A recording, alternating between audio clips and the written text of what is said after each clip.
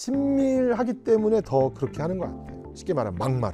그리고 그 막말한 이야기를 용서받을 수 있을 거라고 생각하고, 그런데 청소년기 때 자신의 정체성을 훼손시키는 트라우마는 굉장히 오랫동안 마음에 남는 상처다. 부모님들이 생각하지 못하는 큰 상처가 뭐냐면, 여러분은 코로나 이전에 이렇게 많은 시간 얼굴을 맞대고 끼니를 같이 나누는 그런 시간을 가족들과 가져본 적 있으신가요? 특별히 같이 모여있기 전에 함께 지내본 경험이 없는 가족이 진짜 많아요. 이렇게 어떤 얘기를 해야 될지 모르겠다, 서로 할 얘기가 없고, 또 얘기를 하면 두 마디 가기 전에 싸움 나고. 제가 상담하는 친구가 와서 우리 가족은 정말 서로 얘기를 안 한다고 하더라고요. 이제 주로 가장 많이 말하는 사람은 엄마고, 엄마가 자기를 향해서 하는 말은 딱 정해져 있다. 공부해라, 책 봐라, 밥 먹어라, 씻어라, 빨리 자라, 그리고 마지막으로 스마트폰 그만해라. 이런 가족이 실제로 있다고 해요. 각자의 방에 있으면서 카톡을 다 보낸대요. 이렇게 엄마가 주로 카톡을 보내면 나와서 먹고 또 들어가고, 또 카톡을 보내면 나와서 신발 신고 어디를 가고. 제 상담하는 아이가 말하기로는 대화는 없대요. 가족하고는 했냐 안 했냐 체크만 있대요.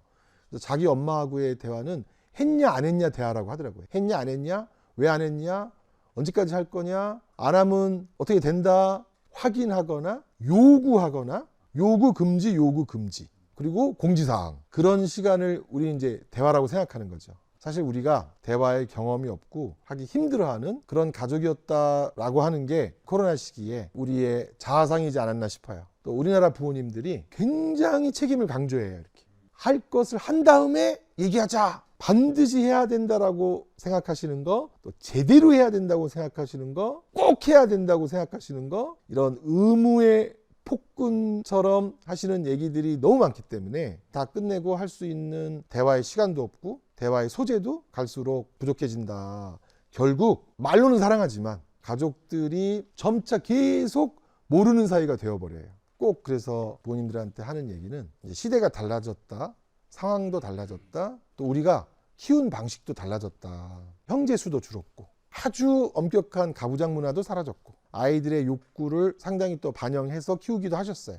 그런 성장 과정을 가졌던 청소년 청년들은 세계에 대해서 해야 할 책임, 이것보다 자신의 욕구가 훨씬 더 중요한 이유를 제공하는 것이라고 생각하죠. 의무를 강조하는 부모님들하고 자유를 강조하는 청소년들하고 필연적으로 갈등이 있을 수밖에 없는데, 이거를 어떻게 대화를 통해서 좁혀갈 수 있는 그런 가족이냐, 다 이해할 수 없다라고 선언하시고 자신의 욕구를 관철하려고 하는 가족이냐, 서로가. 그게 이제 갈등의 증폭을 결정짓는 큰 요인인 것 같아요. 우리 청소년들이 가장 화가 많이 나고 그런 행동은 가족들이 자신을 가족으로 여기지 않는다고 생각하는 말. 그 대표적인 게, 우리가 화가 나면 집에서 나가라는 말을 하죠. 집에서 나가. 또 부모님들이 이제 충격받는 건 뭐냐면, 요즘 애들은 나가요. 이렇게 그 어떻게 그런 말을 하냐, 나가라고 하는 말은 너무 심하지 않냐, 내보내지는 말아달라, 이런 청소년이 없고, 나가라면 내가 못 나갈 줄 아냐 이러면서 나가는 청소년들이 거의 100% 가깝다는 것 같아요. 그렇게 청소년기 한번 집에서 나가라 이렇게 들었던 소리는 마음에서 쉽게 사라지지 않는데요. 대화의 어떤 과정에서 너는 우리 가족이 아니고 그렇게 할 거면 나가라, 이 말이 청소년기 때 가장 오래 마음속에 남는 얘기라고 하고요. 비슷한 얘기지만 좀 센 얘기 중에 하나가, 이런 식으로 엄마 아빠 말을 하나도 들으지 않을 거면 이제 너는 내 자식이 아니다. 너에 대한 모든 지원과 너에 대한 모든 물품은 압수한다. 스마트폰을 뺐거나 노트북을 뺐거나 태블릿 PC를 뺐을 때 아이들이 완전 이렇게 뒤집어진다고요. 완전. 그때 부모를 폭행하거나 또는 기물을 파괴하거나 이런 경우가 많이 있고, 또 요즘은 와이파이를 끊어버리는 부모님이 계신데, 이렇게 와이파이를 끊어버리겠다 이러면 요즘 친구들이, 그러면 집에 들어오지 말라는 거야? 와이파이가 없다고 집에 못 들어와? 와이파이 없는 집이 세상에 어딨어? 막 이러면서 와이파이를 끊는다는 건 어떤 의미일까요? 집에서 카톡이나 틱톡이나 이런 걸 다 못하게 만들겠다고 하는 말이니까. 그러면서 뭐 스마트폰을 뺏어서 부수는 이제 부모님들이 계셨었어요. 그럴 때 애들이 와서 스마트폰을 부순 것은 나를 부순 거다. 그러면 또 스마트폰이 너랑 어떻게 동일시되는 거냐, 그게 말이 되냐 그러는데, 이 스마트폰은 단지 통신 도구가 아니에요. 나의 라이브러리예요. 나의 도서관. 거기에는 사진도 들어있고요. 또 자기가 즐겨 듣던 음악 플레이리스트 다 있어서 밥을 안 주는 것은 괜찮대요. 네, 스마트폰을 빼앗는 것은 가족이 아닌 증거다. 이렇게 말할 정도로 아이들의 상처를 받는 과정도 정말 달라졌다 생각을 하고, 이제 아이들이 또 굉장히 싫어하는 이야기가 아주 평가적으로 비하를 하면서 누구 닮아서다 라고 말할 때, 그럴 때도 아이들이 굉장히 화가 난다고 해. 이제 그걸 내가 빼낼 수도 없고, 그렇다고 부모를 바꿀 수도 없고, 자기가 부모가 되면 저렇게는 나는 아이한테 하지 않을 것이다 하는 말들이라고 얘기를 하는데, 이제 우리가 친밀하기 때문에 더 그렇게 하는 것 같아요. 쉽게 말하면 막말. 그리고 그 막말한 이야기를 용서받을 수 있을 거라고 생각하고, 그런데 사실 청소년기 때 자신의 정체성을 훼손시키는 말을 들었던 그 트라우마는 굉장히 오랫동안 마음에 남는 상처다. 안타까운 이야기인데, 우리가 사랑하는 법을 제대로 배우지 못한 게 틀림없는 것 같아요.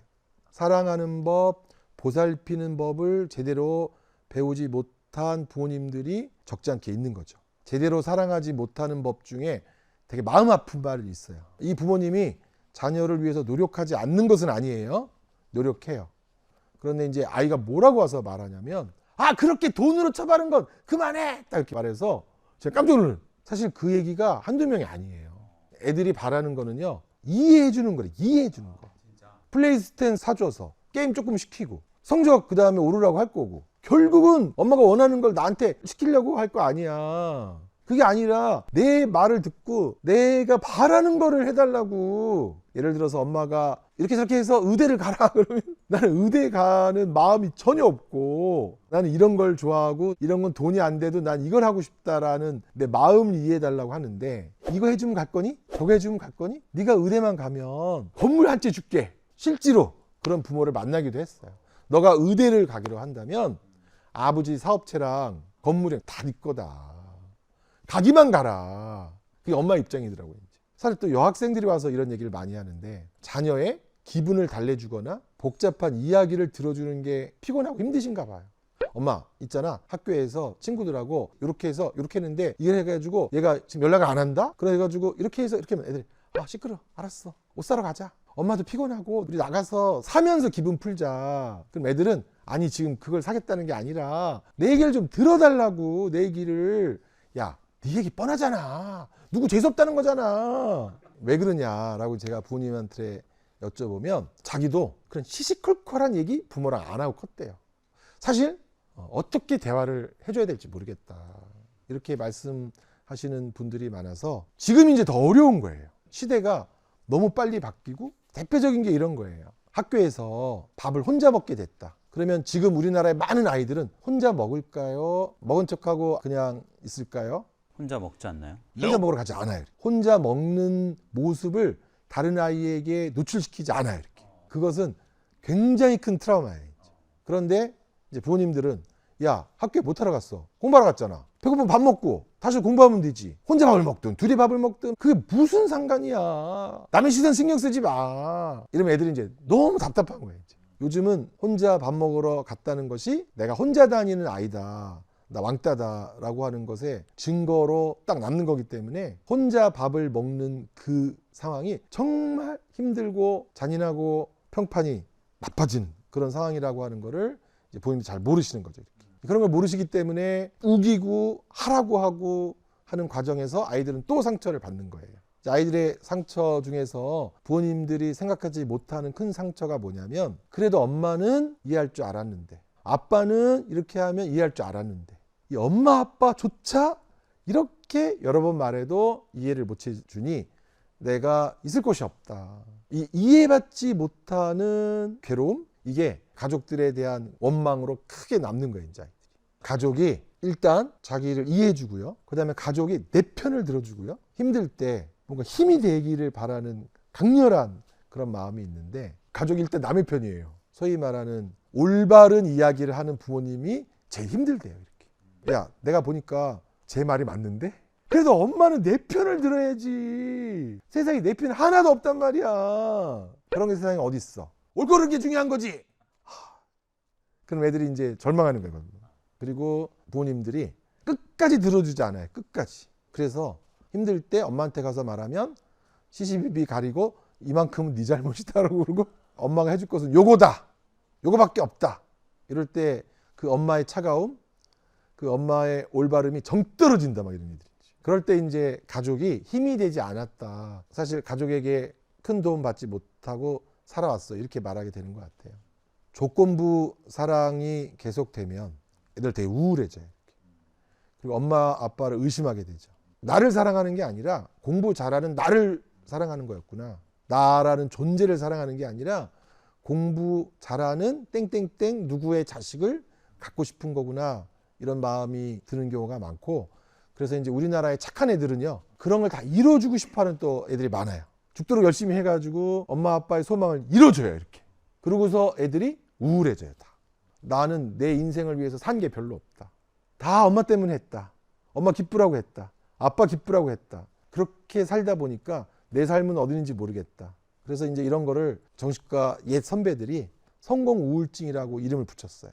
그 개인은 성공하지만 자신의 삶은 우울해지는, 자신의 삶은 더욱더 공허한, 좋은 학력을 갖다 바친 애들이 진짜 많아요. 그리고 물어보죠. 엄마, 이제 좀 내 맘대로 살면 돼? 뭔 소리냐. 이 다음 회사를 가야지. 아, 그래? 그럼 회사까지 내가 가줄게. 그러면 이제 엄마, 내 맘대로 살면 안 돼? 뭔 소리냐. 부모의 인생과 자녀의 인생을 분리시키는 것을 우리가 너무나 어려워해요. 어떻게 그렇게 말하니? 엄마의 희생이 너한텐 그거밖에 안 돼? 그렇게밖에 작용하지 않아? 그런 것을 옆에서 이제 아빠랑 할머니랑 하는 거, 엄마랑 외할머니랑 하는 거를 많이 봤잖아요. 애들이 그래서 요즘 애들은 확실하게 하죠. 이제 성공 우울증이 아니라 부모님들에게 이제 포기를 선물하죠. 포기. 엄마, 내가 일찍 포기할게. 그냥 나에 대해서 엄마 큰 기대를 하지 않아도 돼. 고모네 집보다 나 못하잖아. 그럼 엄마 아예 나는 안 한다고 그래. 하는데 못한다고 하지 말고 한다고 하지 마. 그 다음에 내가 엄마를 위해서 할 수는 있는데 이렇게 힘들게 사는 게 좋아? 나 이러다 병들어서 죽을지도 몰라. 이렇게 좋아? 이렇게 해서 이제 또 엄마를 설득하고 아예 더 과감하게 실패해버려요. 이렇게. 엄마 봤지? 안 되는 거. 또 실패하고 또 실패해서 나는 또 해도 실패할 거야. 그냥 자꾸 하자고 하지 마. 이런 식으로 해서 엄마의 사랑을 거절한 거죠. 그러면서 이제 굉장히 유명한 그 정신분석가 마이클 아이건이라는 사람들이 부모들한테 한 말이 있어요. 사랑 안에 독이 있다. 우리로부터 나온 독. 나의 욕망의 독. 우리 집안의 야망의 독. 이것을 아이한테도 사랑이란 이름으로 주고 있다고 하는 것을 인식을 해야 된다. 왜 그렇게 자녀들에게 기대를 하고 이럴까요? 제가 볼 때는 첫째는 서로 사랑하고 있다는 것을 서로 책임지는 것이라고 잘못 아는 사람들도 있어요. 요구에 대해서 책임지는 거. 너 사랑하고 있다면 좋은 대학 다녀야지. 내가 너를 사랑하고 있고 너도 날 사랑한다면. 근데 그건 사실 과제의 교환이에요. 약속의 교환. 또 하나는 뭐 우리가 너무나 잘 아는 이야기, 너무나 달콤한 유혹. 뭐냐면 사랑해서 자녀를 잘 키웠다는 것을 나의 가장 자랑할 만한 가치나 업적이나 성과로 여기는 거죠. 이렇게. 나는 성공하지 못했지만 너는 성공했으면 좋겠다. 이 말은 사실은 완전한 자기의 확장이죠. 이렇게. 사실 자기 삶이 행복하고 안정된 분들은 자신의 삶과 자녀의 삶을 잘 분리하는 것 같아요. 하지만 자기 삶에 대한 미련, 제대로 사랑받지 못했다고 생각하는 삶을 살았던 분, 사랑하는 방법을 잘 몰랐던 이런 분들이 자녀하고의 관계에서 굉장히 서로 상처 주고 상처받는 관계인데 이것이 사랑이다. 사랑이라는 것의 옥죄이면서 결국 가장 친밀한 사람이 가장 크게 상처 준 삶의 짐을 갖고 살아가도록 하는 것 같아요. 대화로 우리가 얘기를 시작해서 대화의 측면에서 좀 말씀을 드리고 싶은데요. 좋은 가족이 되기 위해서 아이들이 필요로 하는 것은 그냥 이해예요. 이해. 우리 서로가 좀 서로 이해했으면 좋겠어요. 엄마의 삶을 내가 이해했으면 좋겠어요. 아빠의 삶을 좀 이해했으면 좋겠어요. 아빠 엄마도 내 삶을 내가 욕망하는 대로 좀 이해해 줬으면 좋겠어요. 사랑으로 나아가려면 서로에 대한 이해가 필요하고 서로의 삶을 약간 설명할 수 있어야 돼요. 이렇게. 아빠는 이런 걸 추구하면서 이런 삶을 사는 거지. 맞아, 아빠는 그런 삶을 사는 거야. 이걸 추구하면서. 이게 이제 셀프 사이콜로지, 자기 심리학이라는 심리학에서 내면적으로 연결되기 위해서 필요한 게 뭐냐 그럴 때 어쨌든 첫 번째는 이해예요. 언더스탠딩. 그 다음에 언더스탠딩이 돼야 익스플로네이션 할 수 있어요. 설명. 엄마의 삶은 이런 거구나. 서로의 삶을 설명할 수 있고 그래야 공감이 가능하다. 근데 이해도 안 되고 설명도 못 하는데 고개만 계속 끄덕거리면서 리액션 하는 게 사실 공감이 아니다. 그래서 우리가 조금 더 행복한 가족이 되고 도움을 줄 수 있는 가족이 되려면 엄마는 네 삶을 조금은 이해해. 나도 엄마의 삶을 다는 이해 못해. 하지만 조금은 이해하게 됐어. 이렇게 설명하는 게 엄마가 바라는 거 맞지? 그런 다음에 아 그렇구나. 우리가 지금 서로 그런 걸 원한 거구나 라고 하는 공감의 상호작용이 실제로 일어날 수 있다는 건데 우리는 이해가 안 되니까요. 그 다음을 나가지 못해요. 싸움만 가득한 거예요. 이해 없는 상태에서 요구 확인 이런 걸 왜 나한테 확인하고 이런 걸 왜 하라고 그래? 다 필요 없어 이러기도 하고. 그래서 제가 이제 굉장히 안타까운 게 모른다는 거예요. 서로에 대해서. 더 심각한 문제를 가진 청소년들일수록 부모님이 자녀를 몰라요. 진짜로 모르는 부모님도 계시고요. 자기 시각으로만 애들을 봐서 아이의 다른 면을 안 쳐다보거나 모르는 분들이 또 많아요. 이렇게. 저희 아이는 음란물을 하나도 안 봅니다. 이렇게 와서 말씀하시는데 좀 이따가 애랑 얘기해 보니까 너무 답답해하죠. 우리 엄마는 제가 이렇게 해도 이걸 받아들이지 않으세요. 어머니는 우리 아이는 그런 아이가 아닙니다. 내가 아는 우리 아이는 요렇게 생겼습니다. 엄마가 그린 아이로만 될 거라고 생각하는 부모님들도 만났는데 아마 자기의 기대와 너무 다르기 때문에 아이를 이해하고 싶지 않았던 것 같아요. 좋은 가족관계, 이건 현란한 의사소통을 하는 게 아니라 들어주고 알아주고 아이들이 와서 말할 때 우리 엄마는 제 얘기 들어줘요. 내가 뭘 바라는지를요. 다는 아닌데요. 대충은 알아요. 다 도와주진 않는데요. 웬만한 건 도와줘요. 이렇게 자녀가 표현할 때 부모님이 굉장히 잘하고 계신구나. 우리 아빠랑은 대화할 만해요. 쓸데없는 말도 많이 하시는데요. 좀 거지는 것도 있어요. 조언이 약간 효과가 있을 때가 있어요. 이런 정도면 대단히 훌륭한 부모죠. 대단히. 그렇게 빡센 건 아니네요. 네. 다행이네요. 그런 갈등을 겪는 아이들에게는 네. 어떤 말씀을 해주십니까? 엄마한테 요청하라고 하죠. 네 얘기를 들어달라고 해라. 그리고 네가 원하는 거를 이왕이면 있는 그대로 다 말을 해라. 그러면 난리 날걸요? 나가라고 할걸요? 괜찮다. 부모에게 대화를 요청하고 또 부모의 결단을 오늘 결정하지 않아도 좋다. 부모님이 시간 주고 기다려보자. 그리고 아주 어려울 때는 커서 해결하자 하는 것도 있어요. 가끔은. 커서 해결하자. 지금 부모님과 싸우느라고 너의 삶에 집중하는 것을 허비하지 말자. 그래서 때로는 부모님과의 대화를 통해서 기다려보긴 하지만 어떨 때는 그냥 우리 길을 가자 이렇게 얘기할 때도 있습니다. 사실 많은 자녀들은 부모를 사랑해요. 그런데 부모가 원하는 것을 할 수가 없을 뿐이에요. 이제. 들어줄 수 없다는 게 사랑하지 않는 것은 아니에요.